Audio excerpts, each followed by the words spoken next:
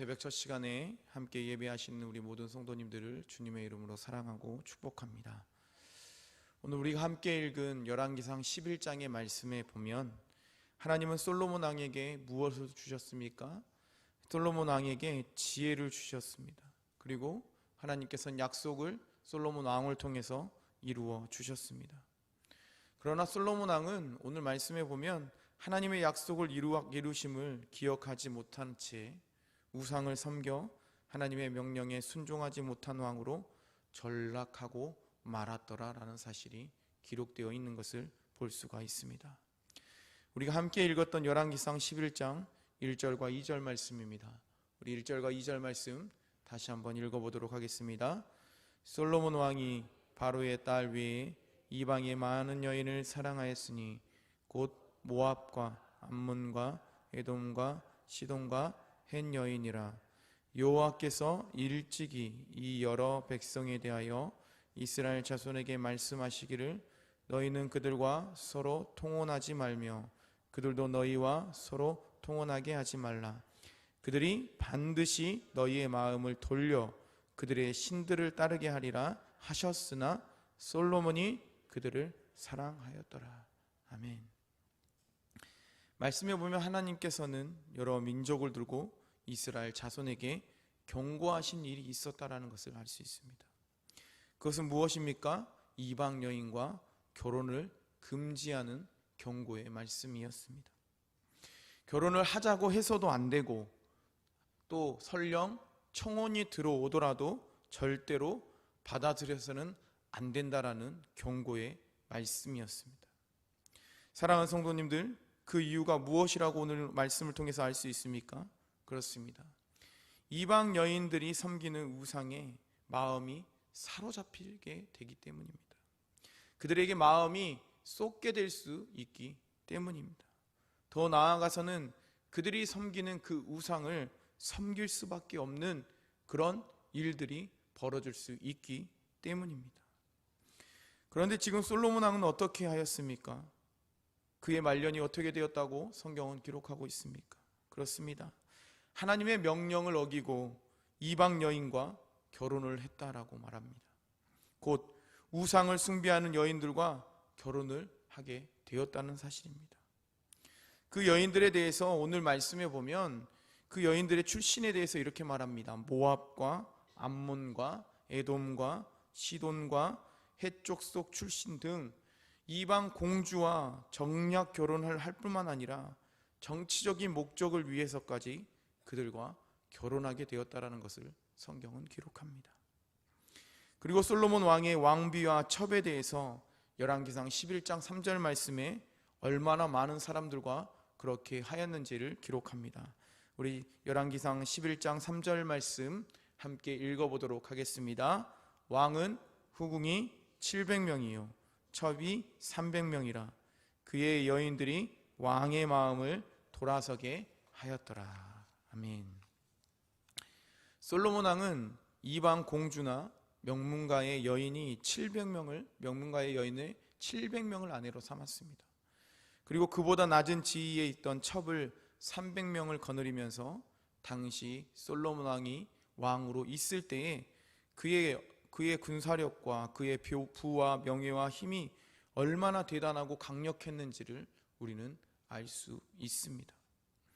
그런데 사랑하는 성도님들, 이와 같은 부와 명예와 힘은 과연 누가 주신 것입니까? 그렇습니다.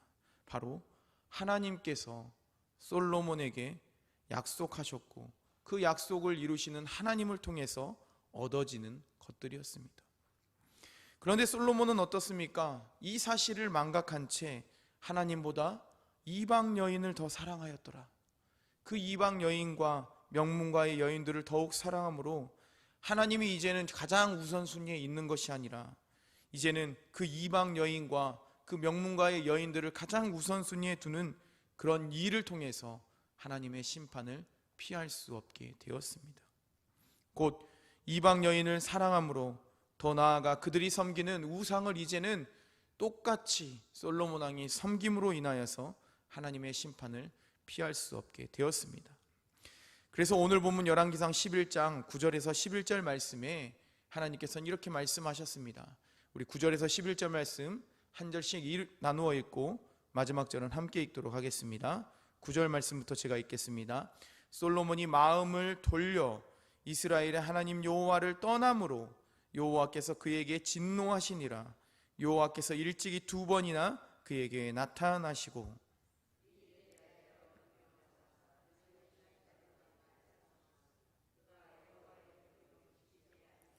11절 말씀 함께 읽겠습니다. 여호와께서 솔로몬에게 말씀하시되 내게 이러한 일이 있었고 또 내가 내 언약과 내가 내게 명령한 법도를 지키지 아니하였으니 내가 반드시 이 날을 내게서 빼앗아 내 신하에게 주리라. 아멘. 하나님께서는 솔로몬이 왕이 되었을 때 어떻습니까? 왕의 솔로몬 왕의 초기를 보면 열왕기상 1장의 말씀에 보면 그의 겸손함을 보시고 지혜뿐만 아니라 부와 명예와 정치적인 평화까지 하나님께서는 누릴 수 있도록 그에게 모든 것을 허락하여 주셨습니다. 그러나 사랑하는 성도님들, 오늘 본문의 솔로몬은 이제 말년에 어떻게 되었다라고 말씀하고 있습니까? 그렇습니다. 이러한 모든 사실들을 까맣게 잊어버렸다라는 겁니다.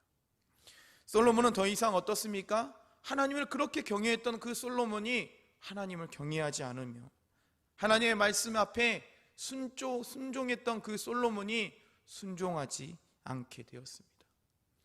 하나님을 따르지 않으므로 더 이상 그는 지혜로운 사람이 될 수가 없게 되었습니다. 지금까지 누려왔던 모든 부와 명예와 그 힘은 이제 사그라들 것이며 평화를 누리던 나라도 이제 무너지게 될 것이다 라고 하나님께서는 심판의 말씀을 하십니다. 곧 하나님의 말씀 앞에 이제는 불순종한 결과 그리고 우상을 숭배한 그 대가였습니다.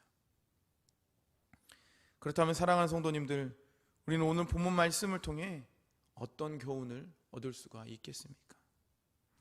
첫째로 날마다 우리가 하나님의 말씀 앞에 순종하는 삶으로 내 자신을 매일 쳐서 하나님의 말씀 앞에 순종하는 삶으로 기도하는 삶으로 나아가야 할 것을 우리는 알 수 있습니다. 오늘 본문에 사랑하는 성도님들, 솔로몬 왕은 얼마나 위대한 왕이었습니까? 하나님을 잘 섬기고 지혜롭고 하나님께 영광을 돌리며 때에 따라서 하나님께 간구하는 삶을 살아갔던 왕이 솔로몬 왕이었습니다. 그러나 이러한 삶의 끝은 좋지 못했습니다. 말년에 이르러 하나님보다 이방 여인을 더 사랑함으로 하나님의 말씀에 불순종하고 솔로몬 이후에 이스라엘은 두 나라로 나눠지는 결정적인 계기가 되는 사건이 되었습니다. 또한 평화를 누리던 이 나라는 솔로몬 이후에 어떻습니까? 늘 주변의 국가들로부터 위협을 당하고 침략을 당하고 전쟁을 걱정해야 하는 그런 상황들을 끊임없이 마주하게 되었다라고 성경은 기록하고 있습니다. 곧 이 솔로몬이 끝까지 하나님의 말씀 앞에 자신을 쳐서 세우지 못하고 순종하지 못한 결과 하나님과 멀어지게 되었고 그는 죄에 빠져 이제는 하나님의 심판을 기다려야 하는 그런 상황을 맞이하게 되었습니다.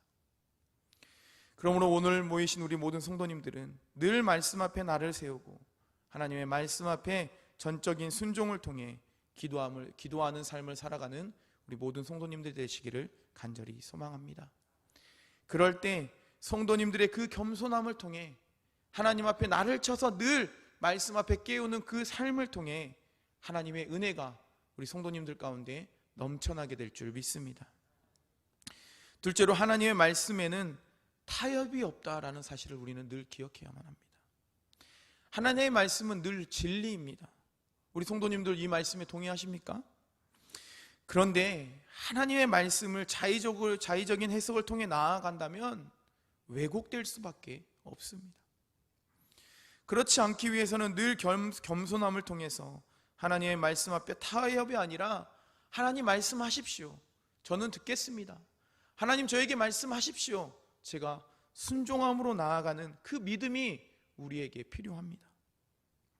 우리가 하나님의 말씀 앞에 늘 그렇게 살아가지 않는다면 아무리 위대했던 그 솔로몬 왕이 한순간에 그 이방 여인을 사랑함으로 그가 무너져 버린 것처럼 우리 역시 하나님의 말씀 앞에 기도와 말씀과 우리가 성경 공부로 나아가게 되지만, 말씀을 배우며 그렇게 살아갈 때에는 우리가 느끼지 못하지만 어느 순간에 우리도 무너질 수가 있습니다.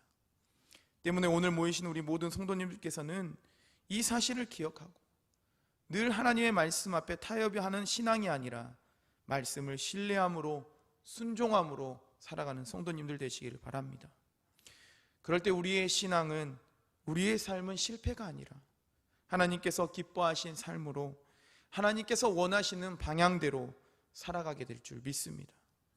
또한 하나님께서 우리를 심판하시고 징계하는 삶이 아니라 하나님께서 우리에게 주시는 평화와 평강과 하나님의 은혜를 누리며 살아가는 삶이 될 줄 믿습니다. 오늘 모이시는 우리 모든 성도님께서 이 사실을 기억하시고 늘 순종함으로 믿음으로 끝까지 이 땅 가운데 살아가는 우리 성도님들의 삶이 되시기를 간절히 축원합니다. 기도하겠습니다. 살아계셔서 우리 가운데 역사하시는 하나님 아버지, 오늘도 새벽 첫 시간을 깨우고 찬양과 기도와 또 말씀을 듣게 하신 하나님 감사합니다. 하나님, 우리가 늘 하나님의 말씀 앞에 전적인 순종할 수 있도록 도와주시옵소서. 하나님의 말씀을 우리가 신뢰하고 하나님 말씀하시면 듣겠나이다, 하나님의 말씀하시면 순종하겠습니다라는 그 믿음 가지고 살아가게 하여 주시옵소서. 그래서 우리가 하나님을 믿는 것이 실패하는 신앙이 아니라 하나님이 기뻐하시고 하나님이 칭찬하시는 그 신앙과 믿음 가지고 이 땅 가운데 살아갈 수 있도록 우리를 붙들어 주시옵소서. 살아계신 예수님의 이름으로 기도합니다. 아멘.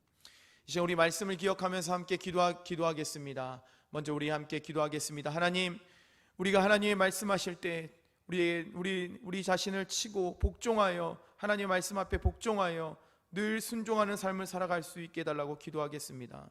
또한 믿음으로 살아가고 하나님이 부르시는 그날까지 이 땅 가운데 믿음으로 살아갈 수 있게 해달라고 기도하겠습니다. 또한 내일은 거룩한 주일입니다. 거룩한 주일 산들교에 속한 모든 성도님들이 하나 되어서 기도함으로 서로 배려함으로 우리가 함께 내일을 준비할 수 있게 해달라고 기도해 주시고, 또 산들교회에 있는 모든 환우들이 여러 가지 중한 질병과 또 정신적인 고통을 당하는 환우들을 그 이름들을 불러가면서 온전한 회복이 있을 수 있게 해달라고 기도해 주시고, 또 마지막으로 산들 비전센터가 이제 준공에 이르기까지 하나님께서 모든 가정 가운데 개입하시고 역사해 달라고 기도해 주시고, 마지막으로 우리 성도님들이 가지고 나오신 기도 제목 가지고 계속해서 기도하다가 돌아가도록 하겠습니다. 이 시간 우리 주여 한번 외치고 함께 기도하겠습니다. 주여! 사랑의 하나님 아버지, 하나님께서 역사하여 주셔서 오늘도 우리의 새벽 첫 시간을 깨우고 하나님 말씀을 듣게 하신 하나님 감사합니다. 하나님, 오늘도 우리에게 말씀하여 주셨사오니 우리가 믿음으로 살아갈 수 있게 하여 주시옵소서.